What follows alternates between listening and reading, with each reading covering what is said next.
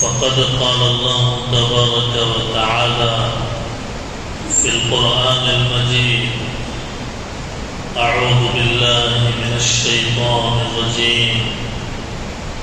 بسم الله الرحمن الرحيم.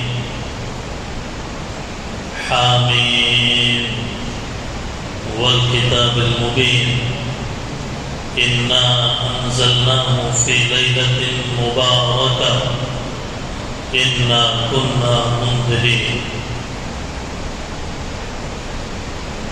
وقال النبي عليه الصلاة والسلام: إذا كانت ليلة النصف من شعبان فقوموا ليلها وصوموا نهارها. رواه ابن ماجه.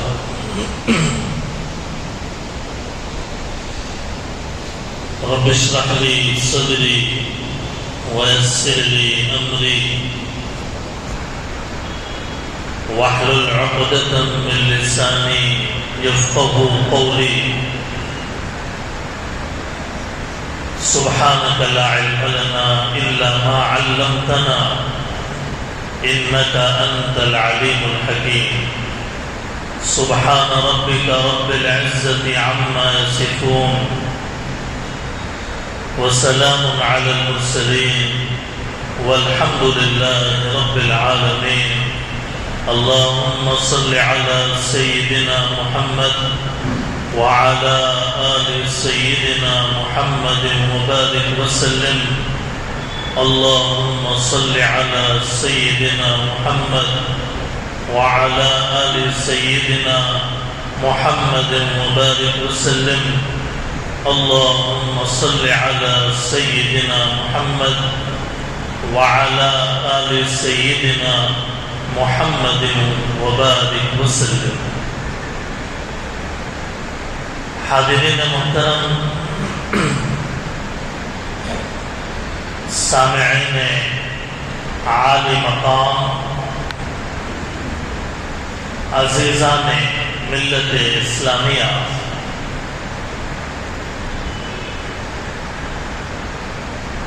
ہر گزرتا دن یہ پیغام دے رہا ہے کہ رمضان عنقریب آنے والا ہے۔ گزشتہ جمعہ شعبان کی 5 تاریخ تھی اور آج شعبان کی کیا تاریخ ہو گئی؟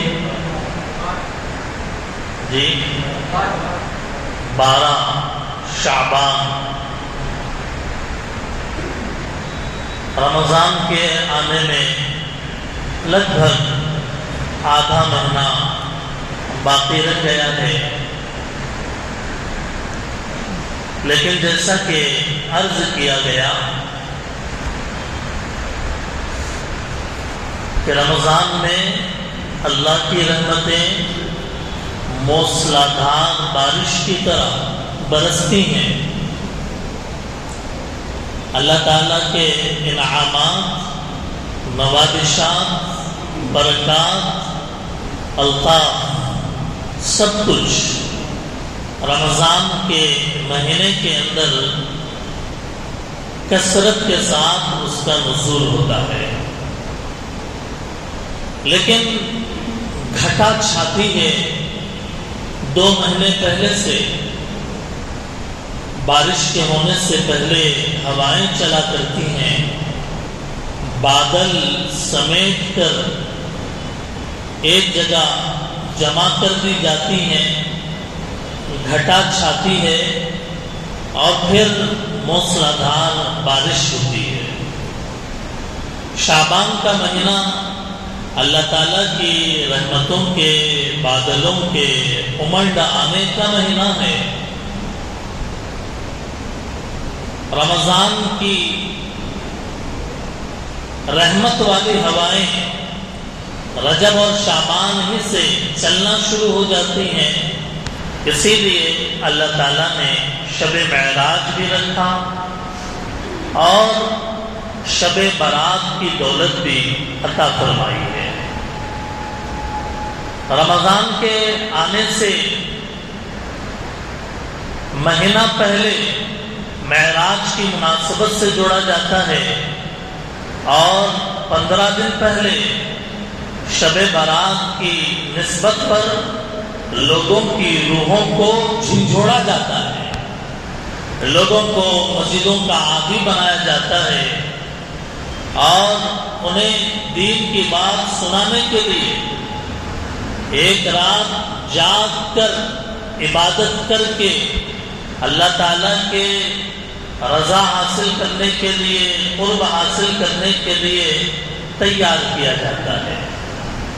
اسی لیے آنے والا جو اتوار ہے 25 تاریخ کو، اتوار کے دن رات عشاء کی نماز کے بعد شب برات کی نسبت کے اوپر اس کی فضائل کیا ہیں، اس کی خوبیاں کیا ہے، اللہ تعالیٰ کیسے اپنے بندوں کو جہنم سے آزاد فرمانے کے فیصلے فرماتے ہیں، یہ تفصیلات تو انشاءاللہ شب برات کے دن یعنی 25 تاریخ اتوار کے دن رات عشاء کی نماز کے بعد بیان ہوں گے۔ آج جیسا کہ آپ حضرات کے علم میں ہے کہ ہمارے بیان کا جو موضوع ہے کہ وہ کون سے گناہ ہیں کہ جن گناہوں کی وجہ سے اللہ تعالیٰ شب برات میں بندے کی مغفرت نہیں کرتے۔ وہ کون سے گناہ ہیں؟ جاننا اس لیے تاکہ جب جانیں گے تو اس گناہ کو چھوڑنا آسان ہوگا۔ اگر جانیں گے ہی نہیں، معلوم ہی نہیں ہوگا کہ کن لوگوں کو اللہ تعالیٰ نے اپنے رحمت سے دور کر کے رکھا ہے، کہیں ایسا نہ ہو کہ شب برات آئے اور گزر جائے، شب قدر آئے اور گزر جائے، رمضان آئے اور گزر جائے اور آدمی کی مغفرت ہی نہیں ہوئی ہے، وہ نماز بھی پڑھ رہا ہے، روزہ بھی رکھ رہا ہے، زکوٰۃ بھی دے رہا ہے، اچھے کام بھی کر رہا ہے، یہ سب اپنی جگہ، نماز پڑھنا اپنی جگہ، روزہ رکھنا اپنی جگہ، زکوٰۃ صدقات خیرات نکالنا اپنی جگہ، لیکن اگر وہ ان گناہوں میں مبتلا ہے کہ جن گناہوں کے رہنے سے بندے کی مغفرت نہیں ہوتی ہے، تو پھر نماز بھی پڑھ رہا ہے، اس گناہ کی وجہ سے مغفرت بھی نہیں ہو رہی، روزہ بھی رکھ رہا ہے، اس گناہ کی وجہ سے مغفرت نہیں ہو رہی ہے، رمضان میں نیکیاں بھی کر رہا ہے، سحری افطار تراویح قرآن بھی پڑھ رہا ہے، لیکن وہ گناہ زندگی میں ہیں جس کی وجہ سے اس کی مغفرت ہی نہیں ہو رہی ہے، تو یہ کتنی بڑی بدنصیبی کی بات ہے۔ اس لیے مناسب سمجھا گیا کہ شب برات سے پہلے والے جمعے ہی کو وہ گناہوں کی لیسٹ آپ کو بتائی جائے، تاکہ اس کو بولنے اور سننے کے بعد اگر خدا نخواستہ میرے اندر، ہمارے اندر، معاشرے میں اگر وہ برائیاں ہیں، وہ گناہ ہیں، اگر کسی کی لائف میں اگر وہ گناہ پائے جاتے ہیں تو اس رات کے آنے سے پہلے ہی توبہ کر لیں۔ توبہ کرنے کے لیے کسی انسان کے سامنے جھکنے کی ضرورت نہیں ہے، اللہ کے سامنے جھکنے کی ضرورت ہے، اللہ کے حکم کے آگے جھکنے کی ضرورت ہے اور دل کے اندر سچی تڑپ پیدا کرنے کی ضرورت ہے۔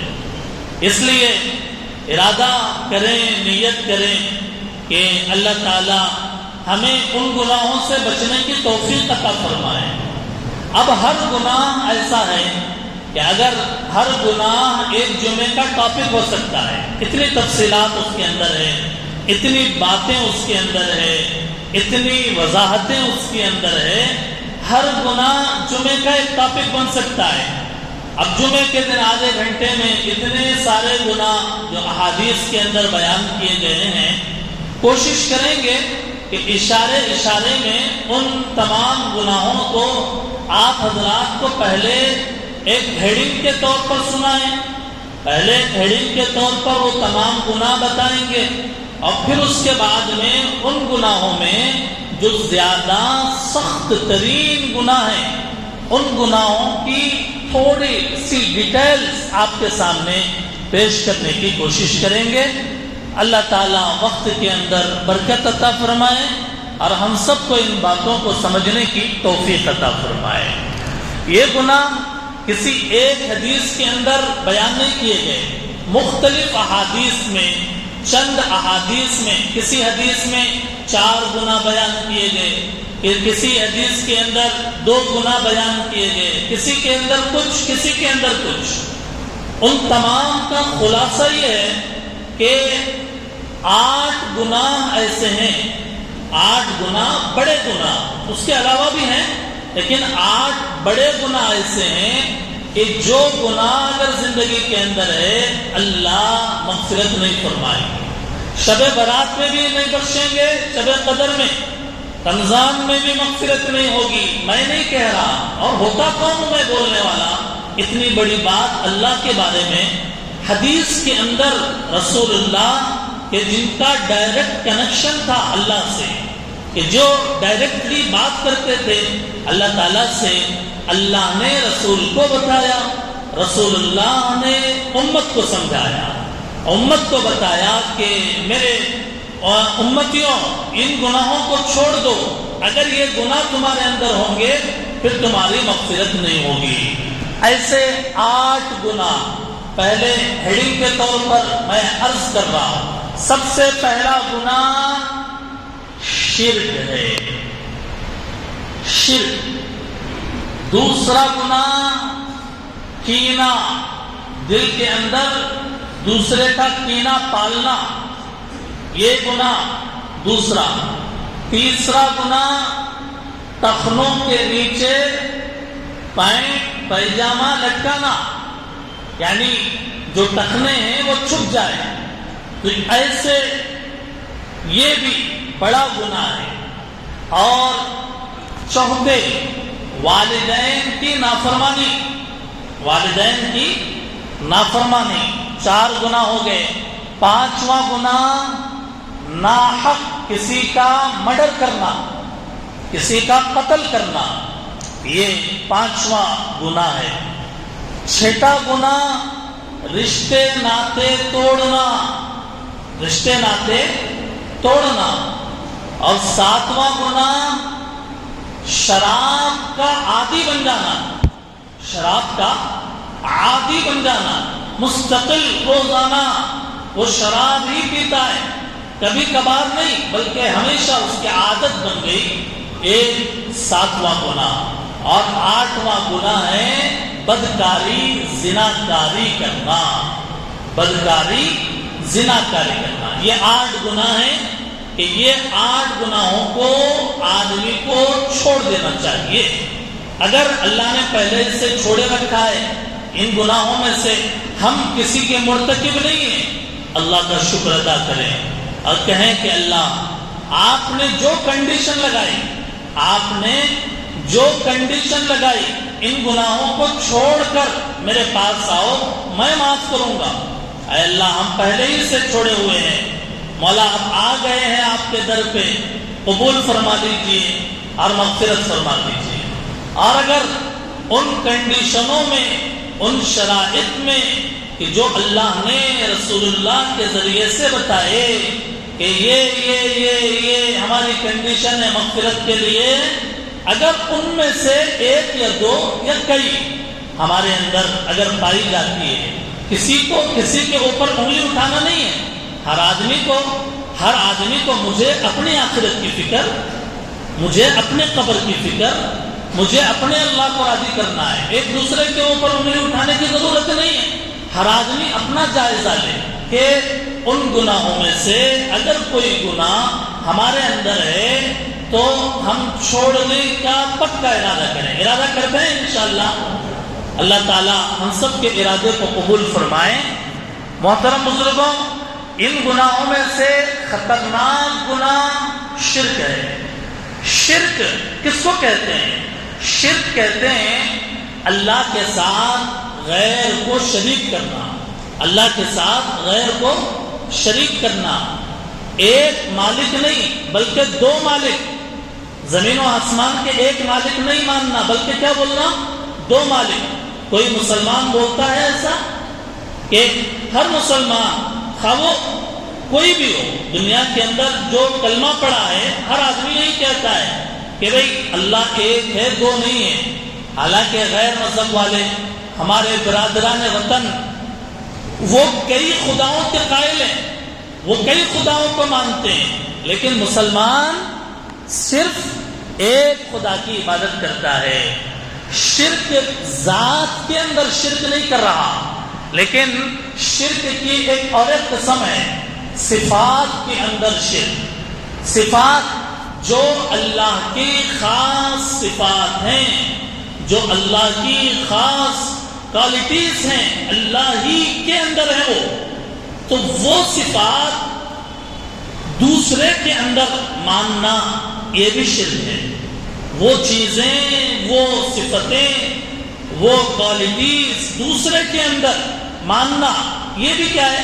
شرک ہو جاتا ہے۔ مثال کے طور پر ایک شرک ہے جیسے عبادت ہے، نماز صرف اللہ کے لیے، عبادت صرف اللہ کے لیے، نماز ہے، رکوع ہے، سجدہ ہے اور اللہ کے گھر کا طواف ہے، یہ پورے چیزیں صرف اللہ کے لیے خاص ہے، یہ اللہ کے ساتھ خاص ہے۔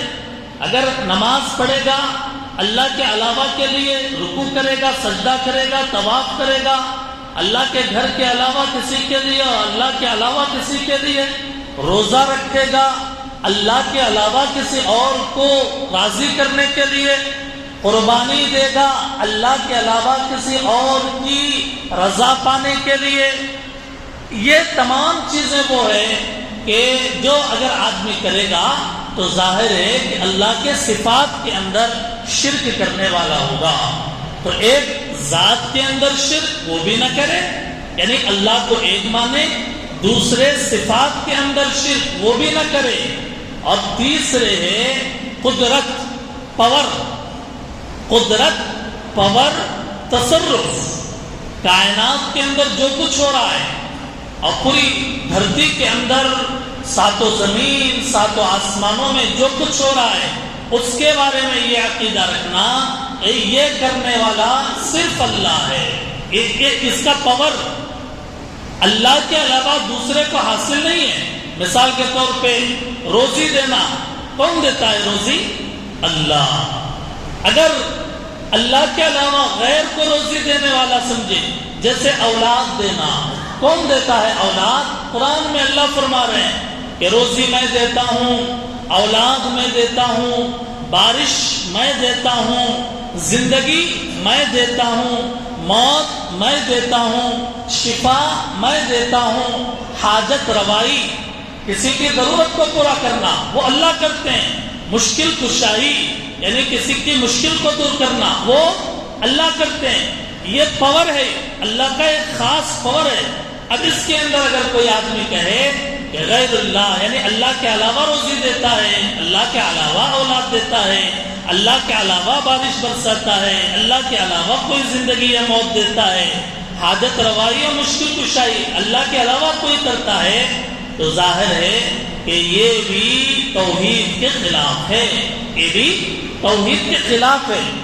یہ ایک اہم بات تھی جو عرض کرنے کی تھی شرک کے تعلق سے، کہ ذات میں بھی شرک نہ ہو، صفات کے اندر بھی شرک نہ ہو، قدرت کے اندر بھی شرک نہ ہو۔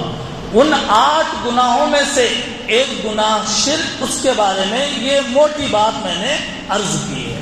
اب دوسرا گناہ کہ وہ گناہ اگر زندگی میں ہے اللہ شب برات میں مغفرت نہیں کرتے، وہ ہے دوسرا بڑا گناہ کینہ پالنا، دل کے اندر بغض رکھنا۔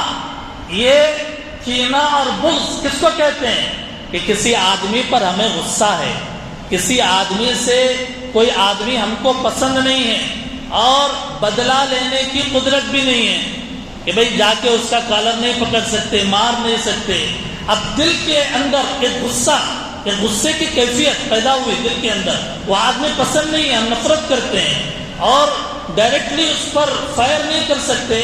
تو غصہ جو روکتے ہیں دل میں، وہ غصہ روکنے کی وجہ سے دل کے اندر جو ایک امپریشن، ایک تاثر جو ہوتا ہے، اس تاثر کا نام کینہ ہے.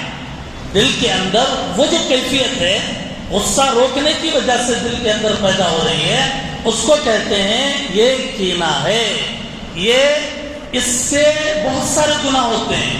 اب جب کینہ دل میں ہوگا غیبت بھی ہوگی اس کی، جب اس کے کینہ دل کے اندر ہوگا حسد بھی ہوگا اس سے، یعنی جلنا بھی ہوگا. جب دل کے اندر اس کے بارے میں کینہ ہوگا تو اس کے نقصان کرنے کو جی چاہے گا، اور دل کے اندر وہ کینہ ہوگا تو خیال اس کو اگر کوئی نقصان ہوا تو دل میں خوشی ہوتی ہے. یہ اس کی میری نہیں بنتی. اب دل میں کینہ ہے، اس کو کوئی نقصان ہوا، علامت یہ ہے کینے کی کہ اس کو اگر کوئی نقصان ہوا تو خوشی ہو رہی ہے. اس کے ساتھ ایسا ہی ہونا چاہیے تھا. یہ ہے کینہ. تو اس لیے اس کینے کی صفت کو چھوڑنا چاہیے. کینہ، غصہ اور انتقام کے جذبات کے ساتھ انتقام لینا، اس کے بدلہ لینا، اس کے جذبات کے ساتھ دل میں کسی کی برائی رکھنا، یہ کینہ ہے. اگر کینہ ہے دل میں، اس سے بہت سارے گناہ پیدا ہوں گے. تو اس لیے کینے کو چھوڑنا چاہیے، کینے کو دور کر دینا چاہیے. ہوتا ہے ایسا کہ انسان فرشتہ تو نہیں ہے نا بھائی، انسان فرشتہ تو نہیں ہے، لیکن ہے کہ اب کسی سے کوئی معاملہ ہو گیا، بھائی ہے، چچا ہے، خالو ہے، اور خاندان میں ہے، مارکیٹ میں ہے، دوستوں میں ہے، ملنے جلنے والوں میں ہے، تعلقات والوں میں ہے. کبھی کوئی معاملہ ہوتا ہے تو اس سے دل کو ٹھیس پہنچتی ہے، تکلیف پہنچتی ہے، اور اس کے نتیجے میں دل کے اندر ایک بات رہ جاتی ہے کہ نہیں، اس کی وجہ سے میرے یہ حالات ہیں، اس کی وجہ سے میری یہ پریشانیاں ہیں، اس کی وجہ سے دل کے اندر ایک خاص قسم کی کیفیت کہ وہ دکھے، دل بجھ جاتا ہے اور دل کے اندر ایک کیفیت پیدا ہو جاتی ہے. تو اس کے لیے شب برات میں، رمضان میں اگر ہم اپنی مغفرت کرنا چاہ رہے ہیں تو اس کے لیے ضروری ہے سب سے پہلا کام معاف کر دیں. کس کے لیے؟ اس کے لیے معاف کریں. وہ تو معمولی آدمی ہے، وہ تو بہت 2 نمبر ہی ہے اور 24 نمبر کا ہے، وہ اس کو میں کیوں معاف کروں؟ ایسا نہیں، بلکہ یوں سوچے کہ میں اسے اللہ کے نام پر معاف کر رہا ہوں، میں اسے اللہ کو راضی کرنے کے لیے معاف کر رہا ہوں. اللہ کو راضی کرنے کے لیے دنیا کی ہر قربانی دی جا سکتی ہے. بادشاہ راضی ہو جائے اس کے لیے اپنی جان بھی قربان کی جا سکتی ہے. معاف کرنا کون سی بڑی بات ہے؟ ٹھیک ہے، دل کو ٹھیس پہنچی ہے، یہ اپنی جگہ ہے، لیکن یہ کہ معاف کرے اللہ کا نام دے کر، اللہ کے واسطے، اللہ کو راضی کرنے کے لیے معاف کر دے. اب اس کے صرف معاف کر دیا بولے تو بھی بات ختم نہیں ہوتی دل میں. اور اس کے بعد اللہ سے دعا کرے، اے اللہ میں نے زبانی طور پر تو معاف کر دیا، اے اللہ میری معافی کو قبول کر کے میرے دل کو اس کینے کے گناہ سے پاک کر دیجئے. دعا کرے اور سلام میں پہل کرے، سلام میں پہل کرے. دیکھیے سب سے بڑا جرم کیا ہو سکتا ہے؟ کوئی ہمارے بارے میں برا بولتا ہے، کوئی ہم کو گالی دیتا ہے، ہماری پیٹھ کے پیچھے غیبتیں کرتا ہے، اس کا ہمیں علم ہو گیا تو اب دل بجھ گیا اس کی طرف سے. لیکن یہ کہ کیا ہوا؟ بات عزت پہ حملہ ہوا ہے، عزت پہ حملہ ہوا ہے، ہمارے کیریکٹر پہ حملہ ہوا ہے تو ٹھیک ہے. لیکن ایک وہ تھا وحشی کہ جو حضرت حمزہ رضی اللہ تعالیٰ عنہ کو شہید کر کے، یعنی آپ کو قتل کر کے غزوہ احد میں آپ کی حضور کے چچا ہیں حضرت حمزہ، ان کی تکہ بوٹی کر دیا اس نے، اس کے ٹکڑے ٹکڑے ہو گئے حضرت حمزہ کے. حضور علیہ السلام نے جب دیکھا تو انتہائی غصے میں آ گئے، اور لیکن اللہ نے وحی نازل فرمائی تو تو اللہ کے نبی نے اپنے چچا کے قتل کرنے والے کو معاف کر دیا، اور وحشی کو بلا کر کہا کہ میں نے تو تجھے معاف کر دیا ہے، لیکن اے وحشی تجھے جب دیکھتا ہوں تو مجھے میرے چچا یاد آ جاتے ہیں، تو میرے سامنے مت آیا کر۔ وحشی سے کہا تم میرے نظروں میں مت آیا کر، تو پیچھے رہ جایا کر، تاکہ جب میں تجھے دیکھوں تو میرے چچا مجھے یاد آ جائے، میرے دل کے اندر تیرے بارے میں کچھ خیال آئے۔ اللہ کے نبی نے اپنے چچا کے قاتل کو معاف کر دیا۔ حضور علیہ السلام کو مکے کی زمین کے اوپر کیا کچھ نہیں کیا گیا، کیا کچھ آپ کو ستایا نہیں گیا، کتنے گالیاں دی گئی، کتنا کہا گیا حضور کے بارے میں، ہمارے نبی کے بارے میں، جادوگر ہے کہا، کاہن ہے کہا، یہ بہکے ہوئے انسان ہے کہا، گمراہ ہے، گڑبڑ انسان ہے کہا۔ کون سی وہ بات تھی جو ہمارے نبی کو نہیں کہی گئی؟ کون سا وہ ظلم تھا جو ہمارے نبی کے اوپر جو ظلم نہ کیا گیا؟ طائف کے سفر کے اندر آپ دیکھ لیجئے کہ کتنا کچھ آپ کو لہو لہان کر کے آپ کے جسم سے خون بھی نکل پڑا، اور مکے کے اندر آپ کا کھانا پانی بند کر دیا گیا، آپ کا بائیکاٹ کر دیا گیا۔ لیکن وہی 8-9 سال کے بعد جب مکہ فتح ہوا، حضور کافروں کے سر کے اوپر کھڑے کرتے اور پوچھا آج اللہ نے مکہ فتح کیا، آج بتاؤ تم کیا کہتے ہو، میں تمہارے ساتھ کیا سلوک کروں گا۔ کافروں نے بھی کہا آپ تو کریم ابن کریم ہیں، آپ شریف ہیں، اور شریف کے بیٹے ہیں، آپ معاف فرمائیں گے۔ حضور نے فرمایا اپنے جان کے دشمنوں کو، جنہوں نے ہمارے نبی کے بیٹیوں کو شہید کر دیا، ان کو، جنہوں نے ہمارے نبی کے چچا کو، خاندان والوں کو ستایا، ان کو اللہ کے نبی نے کہا آج میں اعلان کرتا ہوں کہ آج میں نے تم سب کو معاف کر دیا، تم سب آزاد ہو، انتقام بدلہ ایک پائی کا نہیں لیا جائے گا۔ اور آپ کا یہ کہنا تھا، ایک صحابی نے کہا آج تو بدلے کا دن ہے، اللہ کے نبی نے کہا بدلے کا نہیں، آج تو رحم کا دن ہے، آج تو رحم کا دن ہے۔ یوسف کے بھائیوں نے یوسف کے ساتھ جو کہا وہی میں کہتا ہوں، یہ کہہ کر اعلان کیا لا تثریب علیکم اليوم انتم الطلقاء، تم سب کے سب آزاد ہو، آج میں نے تم کو معاف کر دیا۔ اتنا بڑا اعلان وقت کا پیغمبر کر رہا ہے، اور ہم اسی پیغمبر کے امتی ہیں، تو باتیں تو ہوتی ہیں، باتیں نہ ہوں گی تو کیا ہوگا؟ وہ جنگل تو نہیں ہے، بلکہ ایک شہر ہے، سوسائٹی ہے، خاندان ہے، معاشرہ ہے، سماج ہے، ایک دوسرے کے ساتھ معاملات ہیں، بات چیت ہوتی ہے، اس کے اندر کسی سے کوئی معاملہ اونچ نیچ ہو گیا تو اللہ کے واسطے معاف کرنا یہ انتہائی ضروری ہے۔ تو اس لیے اللہ سے دعا کرنا چاہیے کہ ربنا اغفر لنا ولاخواننا الذين سبقونا بالایمان ولا تجعل في قلوبنا غلا للذین آمنوا ربنا انک رؤوف رحیم۔ اے اللہ ہمارے دلوں کو کینے سے پاک کر دیجیے، ہمارے دلوں کو کینے سے پاک کر دیجیے۔ ان 8 گناہوں میں جو گناہ بیان کیے گئے، 8 گناہ کہ جو اگر زندگی میں ہے شب برات میں مغفرت نہیں ہوتی۔ سب سے بڑا گناہ شرک، دوسرا گناہ کینہ، اور تیسرا سب سے بڑا گناہ رشتے ناتے توڑنا، رشتے ناتے توڑ لینا کہ تو میرا بھائی نہیں ہے، میں نے تجھے اپنے بیٹا ہونے سے آزاد کر دیا، اور رشتے ناتے خاندانوں میں توڑ لینا یہ بھی انتہائی خطرناک گناہ ہے۔ اگر کوئی ایسا ہے کہ جو رشتے ناتے توڑا ہوا ہے اپنے خاندان میں، اپنے بھائی سے، چچا زاد بھائی سے، خالہ زاد بھائی سے، خالہ سے، پھوپھو سے، اہل خاندان میں سے کسی سے اگر رشتہ توڑ دیا ہے، بات چیت بند کر دیا، اور بالکل اس کا چہرہ دیکھنا گوارا نہیں ہے، تو رشتے ناتے توڑنا کسی دنیاوی غرض کی وجہ سے رشتے ناتے توڑا ہے، اللہ ایسے آدمی کی بھی شب برات میں مغفرت نہیں فرماتے ہیں۔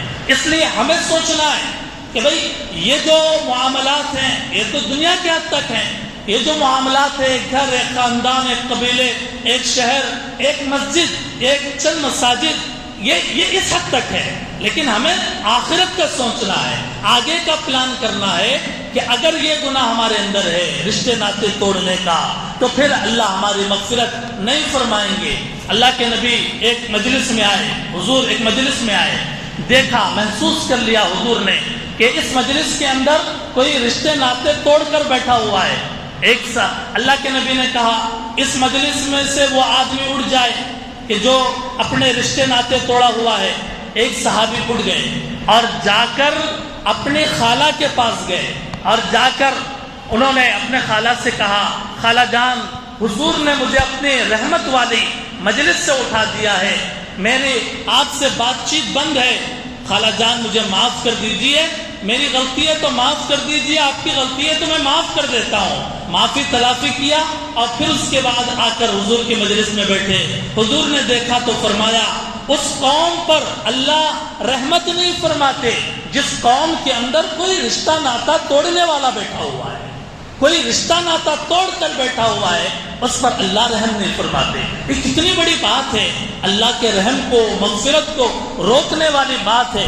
مسلم شریف کی روایت میں تو یہاں تک کہا گیا ہے کہ لا يدخل الجنت قاطع، قطع تعلق کرنے والا، رشتے ناطے توڑنے والا جنت میں نہیں جائے گا، رشتے ناطے توڑنے والا جنت میں نہیں جائے گا۔ اس لیے اپنے رشتے ناتوں کو توڑنا نہیں چاہیے، رشتے ناتوں کو جوڑنا چاہیے۔ اور اسی لیے حدیث کے اندر کہا گیا کہ کسی سے کوئی معاملہ ہو گیا، 3 دن سے زیادہ بات چیت بند نہ کرے، بلکہ بات کرے، اس سے زیادہ بات کرنا ضروری نہیں ہے، دل سے معاف کر دے اور پھر اس سے بات چیت، صرف سلام وعلیکم السلام کم از کم اتنا شروع کر دے، ایک آدھ بات کر لے اور دل سے برائی ہٹا دے، تو یہ ضروری ہے۔ یہ تیسرا بڑا گناہ تھا جو 8 گناہوں کے اندر ہے۔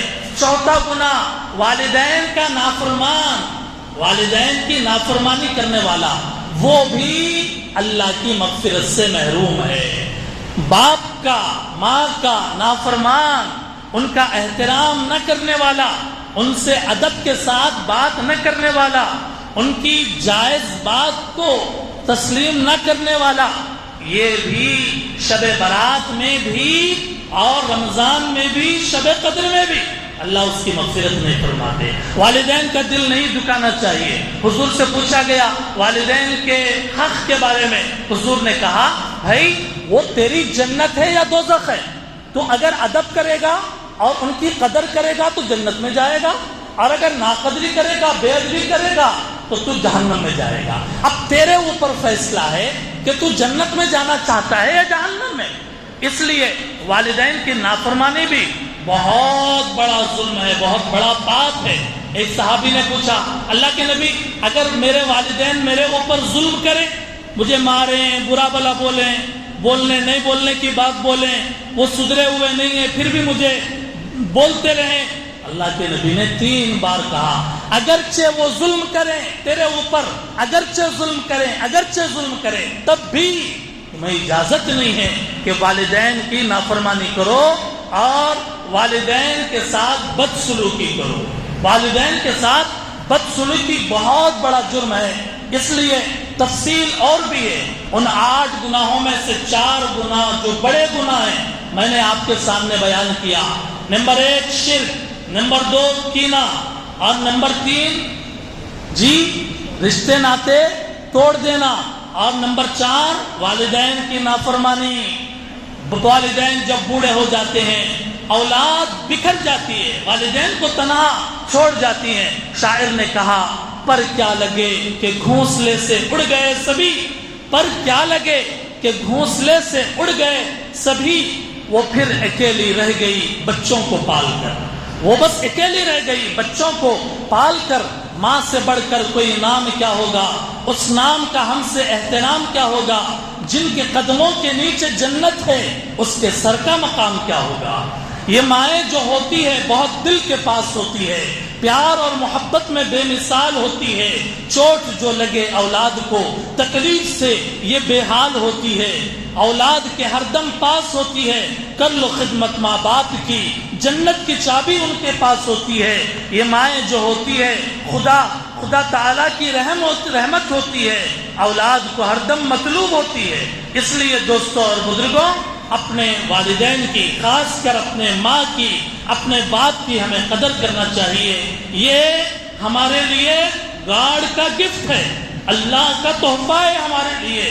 باپ جب بوڑھا ہو جائے اس کو نظر انداز نہ کرے، اس کا خیال کرے، اس کی خدمت کرے، احترام کرے، اور کچھ نہ صحیح تو کم از کم اپنی زبان کو کنٹرول کریں، اپنے کسی عمل سے اس کے دل کو تکلیف نہ پہنچائے.